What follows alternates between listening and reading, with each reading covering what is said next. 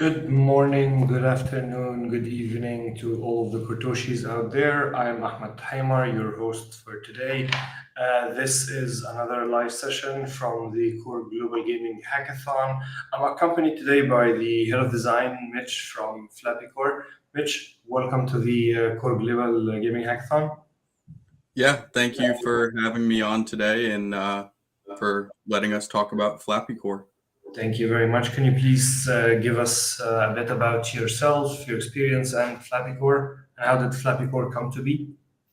Yeah, so I mean, really been designing games for a while and, playing around with different games and also been in Web3 for a while. So had the opportunity to bring a classic like Flappy Bird that we all pretty much played and put a little bit of a crypto spin on it and make it where people can, you know, have that fun retro game with the crypto feel and implement some cool Web3 technology into it. Okay, well, thank you very much for that. And that definitely brings me to my next question. Why did you decide to bring a classic back? Flappy Bird games are quite addictive and enjoyable when they came out, but they have been a bit old now. Why did you decide that one specifically? Really, I mean, just looking back at some of the classics that, were that kind of fun to play, they were kind of that craze. And, as time goes on, a lot of things that were in style fall out of style, come back in. And Flappy Bird was one of those games that just kind of had a place that brings that nostalgic feel back and lets people kind of relive that youth time when you can just play games and have fun and it's not super intricate in a million different levels.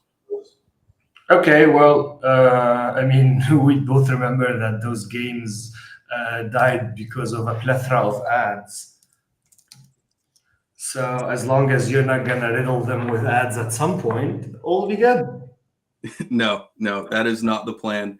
um Basically it's just a free to play game, and that's kind of what makes it so great is you don't have all these add-ons to buy. You don't have you know different ads popping up every time that you lose a level. You can just continuously play, and that's kind of the beauty of it.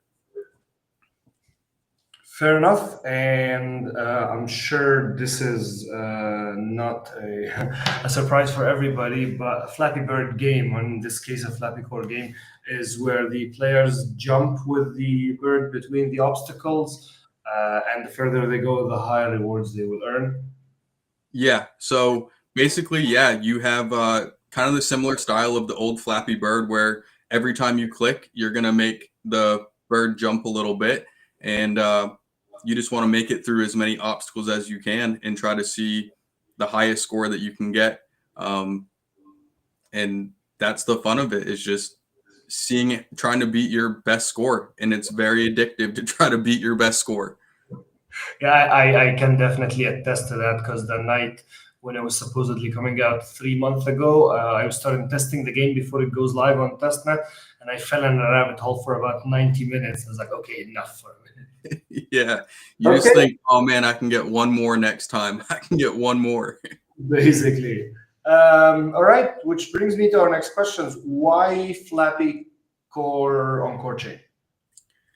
Yeah, I mean, Core Chain is just a great chain if you're looking to, have a gaming presence. Core Chain has a bunch of wonderful games on it, and I feel like the core community as a whole really supports the gaming industry, and it's just a really good chain to build games on right now because it's one of those emerging chains that loves gaming too and lets you really just build what you want to build, and has the user base that wants to play what you build as well.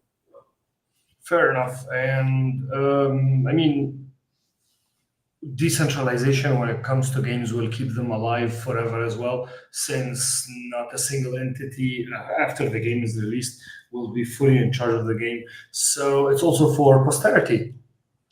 Yeah, exactly. I mean, it's not some big corporation that's trying to squeeze as many ad revenues out, and let's add in this mechanic of for you to do this, you need to pay to change this or change that, then it's kind of free for the public just to play as it is.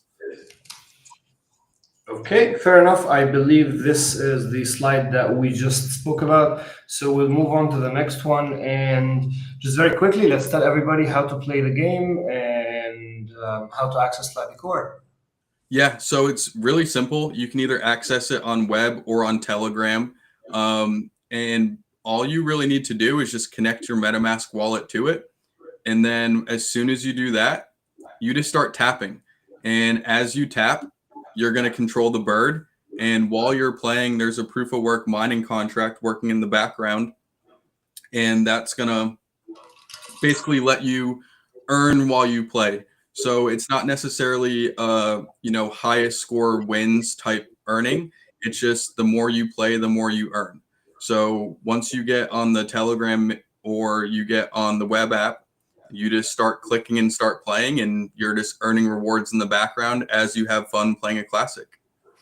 All right, fair enough. And when it comes to the design aspect, that's basically your vision and what you were in charge of. How did you bring your own version of a Flappy Bird game to Flappy Core? From a design perspective, what was your process there? Yeah, so basically, Flappy Bird had the pipes and had kind of that minimalistic feel to it. So we wanted to keep that same, 8-bit pixel style and really wanted to play on that, but we wanted to put that crypto spin. So, the obvious choice there is instead of pipes, you go candlesticks because, that's very crypto. We wanted to keep it, high contrast, minimal design. So that way it doesn't take away from the game having so many different added background noise and things like that. Just a very minimalistic where the main objective is playing and having fun with the game rather than all of the, added background features.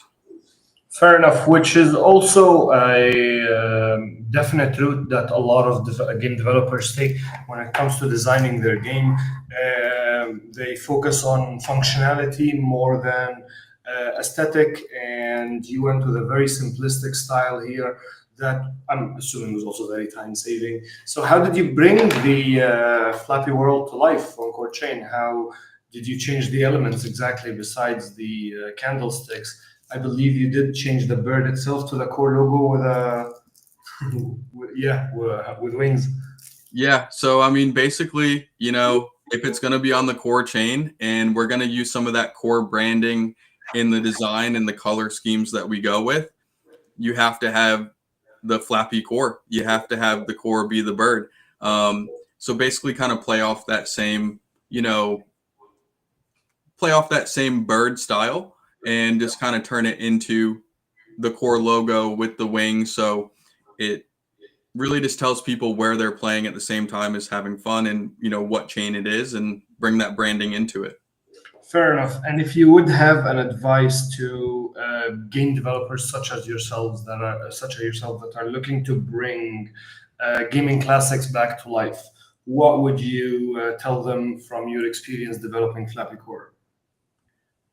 Really, I think you have to just pick the games that give you that nostalgic feel and then put your own spin on them. You don't have to overthink it all the time. New fun games are cool, but when it comes to the classics, what did you have the most fun playing as a kid or in your youth or adulthood? And then basically, how can you kind of put your own spin on it to keep the design elements a little bit fresh, but still tie into that nostalgic feel? You want to keep it similar, but put your own spin on it at the same time. Okay, well, since we're in the subject of classics, what classics did you enjoy when you were younger that you used to play? Or what classic could we expect that you might also bring to Core? I mean, there's a lot of different classics that I think, I enjoyed as a child or even today. I think, the classics like Brick Breaker, Space Invader, those are some pretty minimal games that are just very fun to play and very addictive because you just constantly are trying to beat your last scores.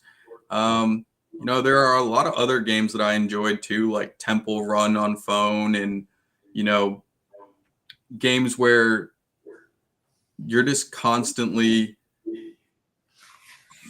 trying to just see how far you can get. And I think that those are the kind of games that I always enjoyed, where I might not be playing against everyone else, I'm playing against myself. And those are some of the classics that I think really stand out to me as could be potential Web3 candidates, are the Brick Breakers and the Space Invaders and Frogger and games like that. Definitely, those I all enjoyed, but I think if I wanted to get the classics that I used to enjoy, we might run into some IP issues because I'm not sure if they're public domain yet or not. But you remember Dave 2D and Prince of Persia, and MK1, MK2, MK3, MK4, those games. Yeah. Yes. Yes. I mean, throwing it back to like the Super Smash Brother days, and,